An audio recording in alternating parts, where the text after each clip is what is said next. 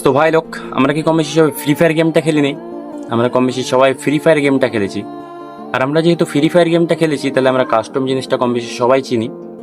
তো ধরে না, তুমি একটা ফ্রি ফায়ারের খারাপ প্লেয়ার, তো তোমার সাথে একটা ভালো প্লেয়ারের ফ্রি ফায়ারে কাস্টম লাগানো হলো অন ভার্সেস অন। তো যেহেতু তুমি একটা খারাপ প্লেয়ার, যেহেতু সে একটা ভালো প্লেয়ার, তো তুমি তার কাছ থেকে কি জিততে পারবে? কোনোদিনই জিততে পারবে না। সে একটা ভালো প্লেয়ার, সেই জন্য তুমি তার কাছ থেকে হয়তো 2 রাউন্ডে কাস্টমটা কিন্তু হেরে গেলে, তোমার মনে অনেক রাগ, জিদ, আমি ভালো খেলতে পারি না, ও জিতে গেল কিভাবে, এরকম তোমার রাগটা হবে। তো তুমি সেটাকে কি ফ্রি ফায়ারটাই ডিলিট করে দেবে? কোনো মতেই করবে না। তো তুমি দিন রাত ওকে হারাবার জন্য ট্রেনিং খেলবে। তো ধরে নাও আবার 4-5 দিন পর তোমার সাথে ওর কাস্টম করানো হলো, তখনও কিন্তু তুমি হেরে গেলে। সে একটা ভালো প্লেয়ার, সেই জন্য তুমি কিন্তু হেরে গেলে, তুমি ওর থেকে একটা খারাপ প্লেয়ার ছিলে।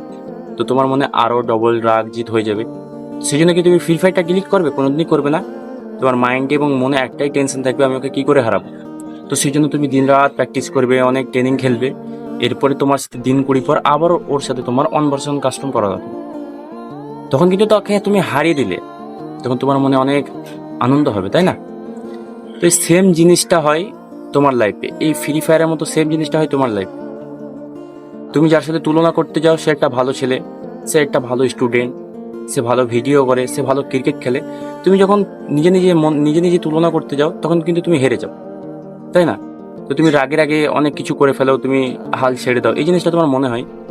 কিন্তু অবশ্যই যদি তুমি ফ্রি ফায়ারের মতো চেষ্টা করো, কিন্তু তুমি ওর থেকে বেটার হয়ে যাবে। কিন্তু একটাই জিনিস করতে হবে, শুধু চেষ্টা। চেষ্টা ছাড়লে হবে না।